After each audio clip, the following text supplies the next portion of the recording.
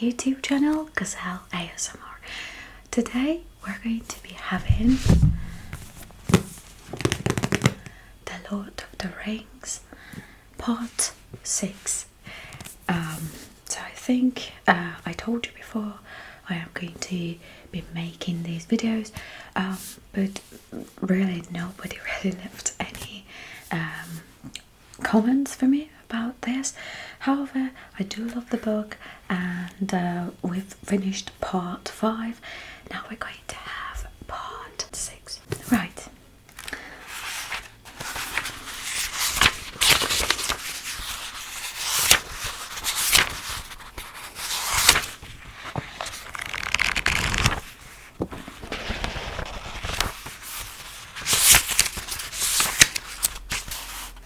Let's begin. There were many bagginses and boffins, and also many tooks and brandy bocks. There were various Scrubs, relations of Bilbo Baggin's grandmother, and various chops, connections of his took grandfather, and a selection of Barrowses, Bulgars, Bracegirdles, Rookhouses, Goodbodies, Homeblowers, and Proudfoots. Some of these were only distantly connected of Bilbo, and some had hardly ever been in Hobbiton before. Lived in remote corners of the Shire. The Sackville Bagginses were not forgotten. Arthur and his wife Lobelia were present. They disliked Bilbo and detested Frodo, but so magnificent was the invitation card, written in golden ink, that they had felt it was impossible to refuse. Besides, their cousins Bilbo had been specialising in food for many years, and his table had high reputation. All the 144 guests expected a pleasant feast, though they were rather dreaded the after-dinner speech of their host, an inevitable item. He was liable to drag in bits of what he called poetry, and sometimes after a glass or two would allude to the absurd adventure of his mysterious journey. The guests were not disappointed. They had a very pleasant feast, in fact, an engrossing entertainment, rich, abundant, varied, and prolonged. The purchase of provision fell almost to nothing throughout the district in ensuing weeks. But as Bilbo's campaign had depleted the stock of most of the stores, cellars and warehouses for miles around, and did not matter much. After the feast, more or less, came the speech. Most of the company were, however, now in a tolerant mood, at the delightful stage which they called filling up the corners. They were sipping their favourite drinks and nibbling at their favourite dainties, and their fears were forgotten. They were prepared to listen to anything and to cheer it at every full stop. "My dear people," began Bilbo, rising in his place, "hear, hear, hear." They shouted and kept on repeating in a chorus, seeming reluctant to follow their own advice. Bilbo left his place and went up, stood on a chair under an illuminated tree. The light of the lanterns fell on his beaming face. The golden buttons shone on his embroidered silk waistcoat. They could all see him standing, waving one hand in the air. The other was in the trouser pocket. "My dear Bagginses and boffins," he began again, "and my dear tooks and brandy bocks and grubs and chops and Barrowses and hornblowers and bulgars and Bracegirdles, Goodbodies, Rookhouses, and Proudfoots." "Proud feet!" shouted an elderly hobbit from the back of the pavilion. His name, of course, was Proudfoot, and well merited. His feet were large, exceptionally furry, and both were on the table. "Proudfoot," repeated Bilbo.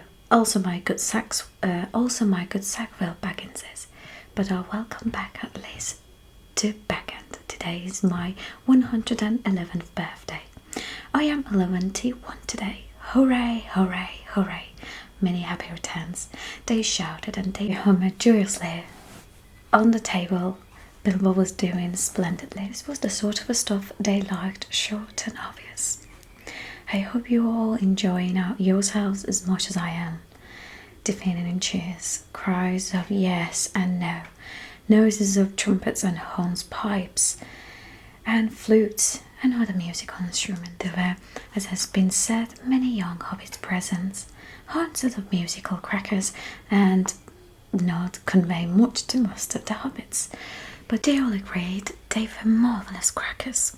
They contained instruments as small but of perfect make of enchanting tones. Indeed, in one corner, some of the young trooks and brandy box, supposing Uncle Bilbo to have finished, since he had plainly said all that was necessary, an impromptu orchestra, and I began a merry dance tune. Master Edward and Miss Melilot Brandybuck got on table, and with bells in their hands began to dance the Springle Ring, a pretty dance, or rather vigorous. But Bilbo had now finished, seizing a horn from a youngster nearby, and blew 3 loud hoots. The noise subsided. "I shall not keep you long," he cried. Cheers from all the assembly. "I have called you all together for a purpose." Something in the way that he said this made an impression.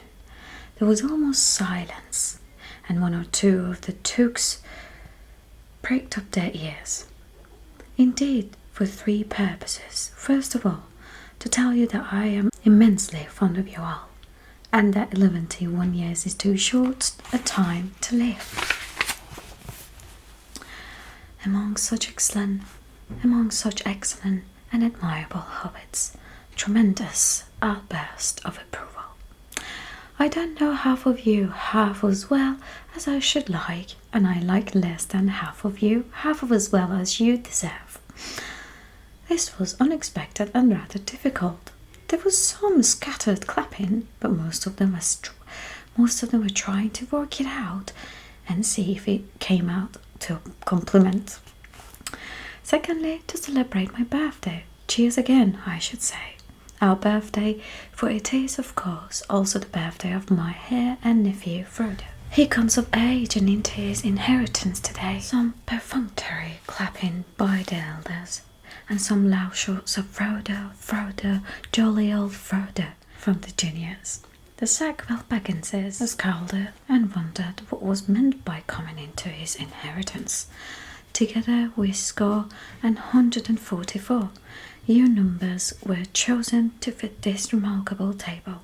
1 gross, if I may use the expression. No cheers. This was ridiculous. Many of the guests, and especially the Sackville Bagginses, were insulted, feeling sure they had only been taken to fill up the required numbers, like goods in a package. 1 gross, indeed. Vulgar expression. It is also, if I may be allowed to refer to ancient history, the anniversary of my arrival by barrel as Garov on the Long Lake, though the fact that it was my birthday slipped my memory on the occasion. I was only 51 then, and birthday did not seem so important. The banquet was very splendid, however, though I had a bad cold at the time, I remember, and could only say, "Thank you very much." I was repeated more correctly, "Thank you very much for coming to my little party." Obstinate silence. They all feared that a song or some poetry was now imminent, and they were getting bored. They wouldn't he stop talking and let them drink his health, but Bilbo did not sing or recite. He paused for a moment. "Thirdly and finally," he said, "I wish to make an announcement." He spoke his last word so loudly and suddenly that everyone sat up who still could. "I regret to announce that though, as I said, 21 years is far too short a time to spend among you. This is the end, and I am going. I am leaving now. Goodbye." He stepped down and vanished like a flash of light, and the guests all blinked. When they opened their eyes, Bilbo was nowhere to be seen. 144 flabbergasted hobbits sat back speechless. Old Odo Proudfoot removed his feet from the table and stamped. Then there was a dead silence, until suddenly, after several deep breaths, every baggins, boffins, toke, brandybog, grub, chop, burrows, bulgar, bracegirdle, brockhouse, goodbody, hornblower, and proudfoot began to talk at once. It was generally agreed that the joke was in very bad taste, and more food and drink were needed to cure the guests of shock and annoyance. "He's mad, I always said so," was probably the most popular comment. Even the tokes with a few expectations thought Bilbo's behavior was absurd.